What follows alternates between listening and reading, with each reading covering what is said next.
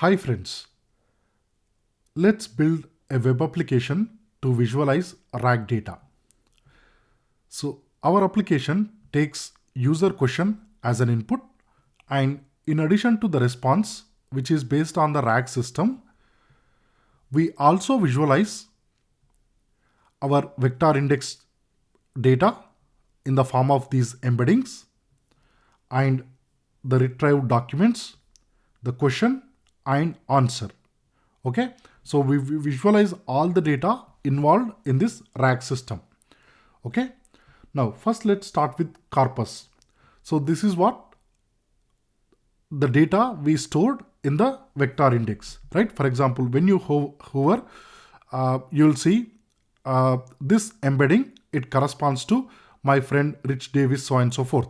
Okay, so I took one of the Paul Graham essays, build the standard RAG system, and here we are looking at the chunks. Okay, so each point here represent a chunk, and these three also represents the vector index data, but these are colored in green. That's because when the user asks a question, we retrieve top end documents, right, based on the semantic similarity. So in this case, I set top end to 3. So these are the 3 documents are retrieved for this particular question. Okay, and then here we have the question which is in green color, which shows what did Paul worked on when he was young. And here is the response: Paul worked on writing and programming when he was young, right? So as you can imagine, the question and the answer, these embeddings, those are close to very close to each other.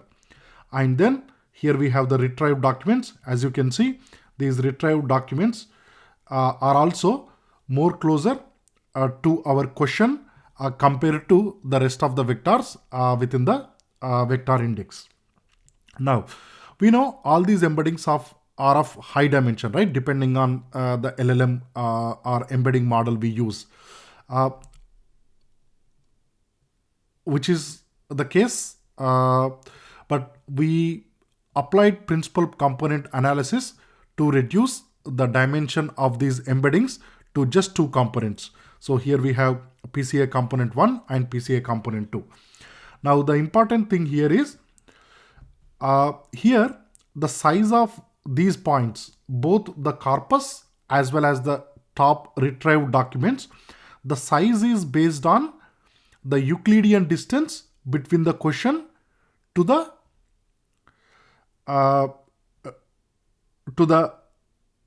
embeddings of the chunk or the document. Okay, so closer a chunk to the question in terms of the Euclidean distance, the bigger is the size. Okay, for example, this document Euclidean distance is smaller with respect to the question embeddings as compared to this document. But there is a catch here.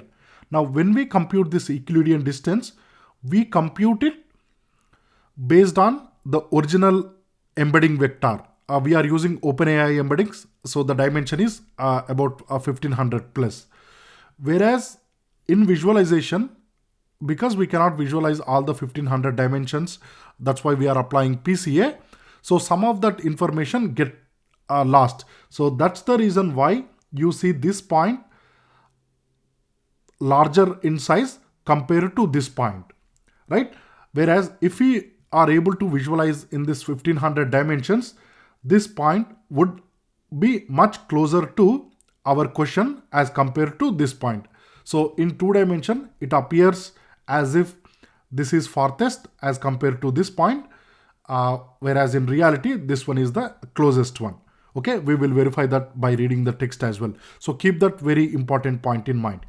Now let's see what the question we asked. We asked, what did Paul worked on when he was young, right? That's our question. Now, if you look at this document or chunk, so the February 2021, that's just a timestamp. So just ignore it. That's when that article is written. But then here it says, Before college, the two main things I worked on outside of school were writing and programming. So this is the document which is much closer or semantically much similar to our question as compared to this document, which talks about some short stories which were howful, they hardly had any plot, just characters, so on and so forth, right? So by building this application, we can keep asking the questions and we can visualize which documents have been retrieved and how close they are to the question. This can be Euclidean distance, or it could be semantic similarity, which is the cosine angle, and we can compare how the rest of the documents are. Okay, that's what we are going to build in this application. All right. Okay, so we are going to use LangChain to build the RAG system. So some standard LangChain libraries here. For LLM and for embeddings, we are using OpenAI, but you can use any open source model as well. And we are using this FICE for the vector store. All right. The important one is we are going to use this Plotly and Dash for building the web application, but you can use Django or any other web framework as well. And we are using scikit-learn for the principal component analysis and measuring the Euclidean distance. Now to keep it simple, so I'm reading the data from a URL. So this is the URL. Paul Graham, he is one of the co-founders of Y Combinatorials. And he has written several dozens of even close to 100 essays. We are just taking one essay for demonstration purpose. So read the content using request library, and then we split the content into smaller chunks. Now it is typical to have chunk size around 1000 characters. 3000 is too small, 300 is too small, but for demonstration purpose we want to have enough chunks to display on the app. So we have chosen a much smaller chunk size and also overlap set it to just only 100 characters. Okay, we split it into chunks and we initialize our embedding model. So here we pass all the chunks, create the embeddings and store them in the vector store. Okay, and initialize LLM with temperature 0. And then here we are creating the retrieval QA chain, question answering chain. All we need to do is we supply the LLM and the vector store as a retriever. Okay, so once we have the QA chain, we can invoke this QA chain with the question. Okay, now that's what a simple RAG system is. But since we wanted to do this visualization, we need a number of things. Okay, which is what we are going to do in the following. All right, first, now every time a user asks a question, the question will change, the answer will change. So does the embeddings of the question and the answer. But the remaining part, which is this corpus, which include these red as well as these green points, these are not going to be changed, right? So for the given text or the document,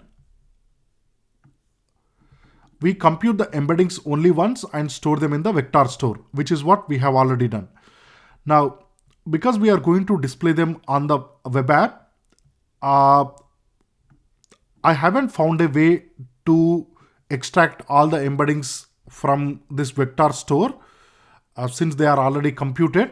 So we are recomputing. Okay, so not that efficient, but this is only one-time task. Okay, so I'm computing the embeddings again. So here we have all the embeddings, and then we initialize PCA with two components and we do the fit and transform. So for all our corpus documents, we have the embeddings in two-dimensional space. Okay, so this is all a one-time task. And then we are going to build this Dash app. Now we are not going to go much details into how the Plotly and Dash works, but the main components to put together the visual. Okay, all right, so we just create this visual. Now just give it a title, and here we have this input question. So enter your question here, and then some cosmetics to make it look nicer. Okay, so here we ask the question, and in response, both the question and the answer are displayed back to the user. Okay, all right. Then we have this button, so the submit button. So the user has to enter a question and then click the submit. Then the whole app does its job of computing the embeddings for the question, the answer, and displaying them, computing the distance between the question to all the vector store embeddings and plotting them. Okay, all right. So here we have created the submit button, and then finally we have created this output, how the output should look like, the output component. Okay, and then we have this update function. We are decorating with this callback. So every time the user enter and click on a button, this update output function should be called. Okay, so now if the number of clicks is greater than 0, that means the user has clicked, and also the question box is not empty, right? So both criteria has to meet. There has to be a question and the number of clicks is greater than 1. Then we invoke the chain, we get the response. That's what the standard RAG system do, right? So we have the answer already. Now what we do is, so when we invoke this QA chain, the similarity search has already been performed, and based on those documents, the answer has already been generated. But since we wanted to visualize what documents, what top 3 documents has been retrieved, we are doing the similarity search again, because when we invoke this chain, there is no way for us to get those documents, right? We only get the answer back. So what we are doing is, we are rerunning the similarity search again to retrieve the top 3 documents. Okay, so here we have got the documents, and then the page content actually contains the text of the document, so that we can display the text when we hover the mouse over these points. Okay, all right. Now, so we use the same embedding model to create the embeddings for our question. Similarly, for the answer, and we apply the transformation to make it just to reduce it to 2 dimensions. Okay, and then here we are computing the distances. This is the important one, between the question embedding to all the embeddings. So this all the embeddings is what we have in our vector store. Okay, so this all the embeddings is what we have in our vector store for that full essay here. Okay, all right. All right, so we computed the distance. Now, as I mentioned, we want to visualize so that the points or the documents which are closer to our question, the size should be higher, whereas as the distance between the document to our question increases, the document size should, the point size should reduce, right? That's what we want to do. So what we are doing here is, once we computed the distance, just we measure the max distance, and we are normalizing the distance to be between 0 to 1. And then here we are translating that into point sizes. So we are setting the minimum point size to 7. So the document which is the closest, for example, let's say one of the documents distance is 0, let's say, which is perfectly similar to our question. So this will be 0. So normalized size is equal to 1. So this would be 1 times 18 plus 7, 25. So that's the maximum point size we are allowing. So if there is a document which is exactly similar to our question with the distance 0, we would have a point of size 25. Okay. Now, let's say the distance is equal to max distance, meaning this document is very far and semantically not at all similar to our question. Then the distance value and max distance would be the same. So normalized distance size would be 0. So that means this is 0. Then the point size is 7. So the minimum point size we have is 7. So all these, the farthest document you can see, the point size is 7, and the maximum point size will be 25 if there is a document which is exactly similar, because that can only set the distance to 0. All right. So that's the logic to set the point size. And then we are going to create a data frame with 3 columns. One, the type of the document. Now this can be one of the 4.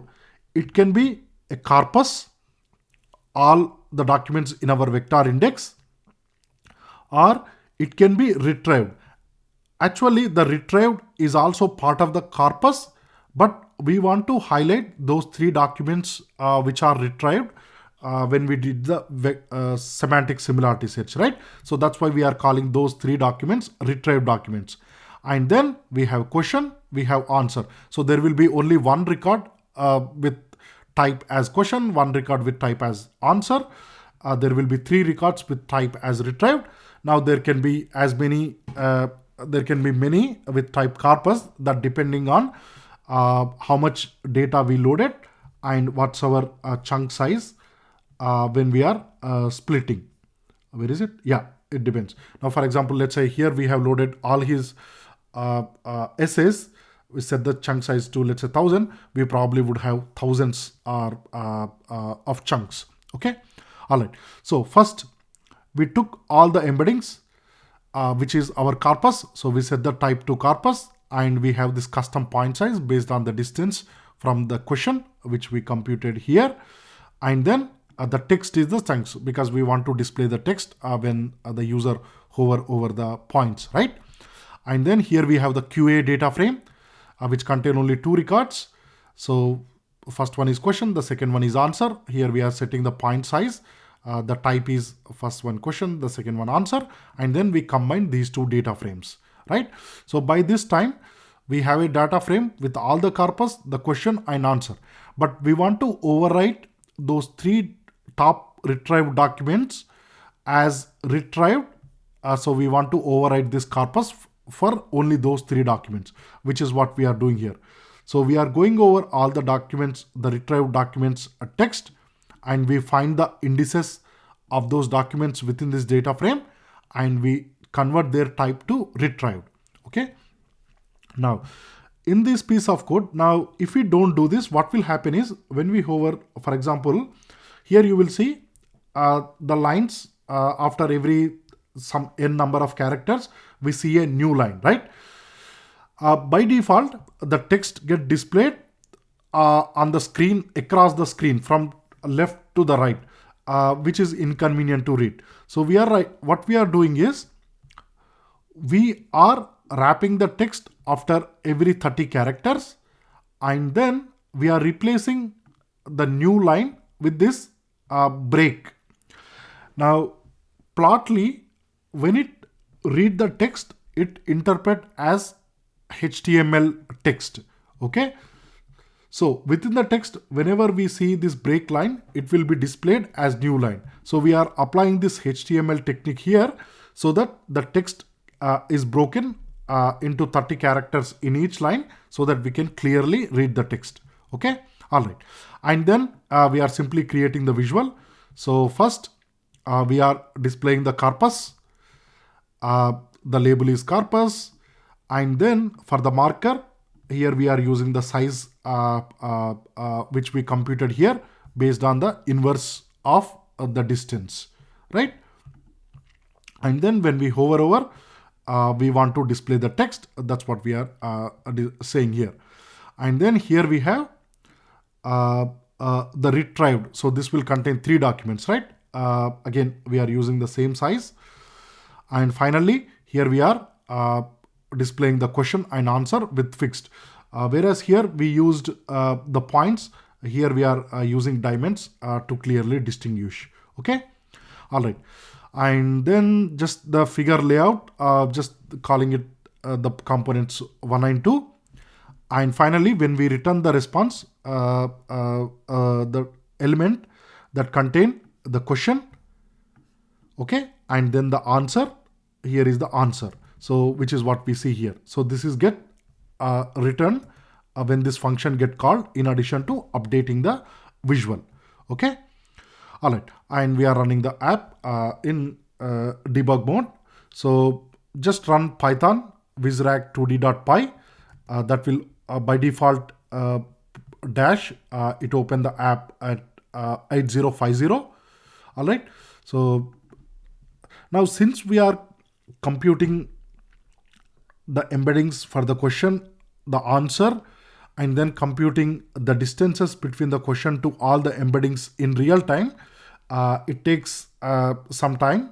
But when we build a RAG system to explore how it is working, if the retrieved documents are looking similar to our question, and if the answer is it near the question or not, for that exploratory analysis, it's okay. But for real time, anyway, we don't need this visualization. So it should be fine. So let's do one thing. I'll just ask again the same question. Let me resubmit. Yeah, it's been computed. So yeah. All right. That's all for this video. I'll provide all the code in the GitHub link below.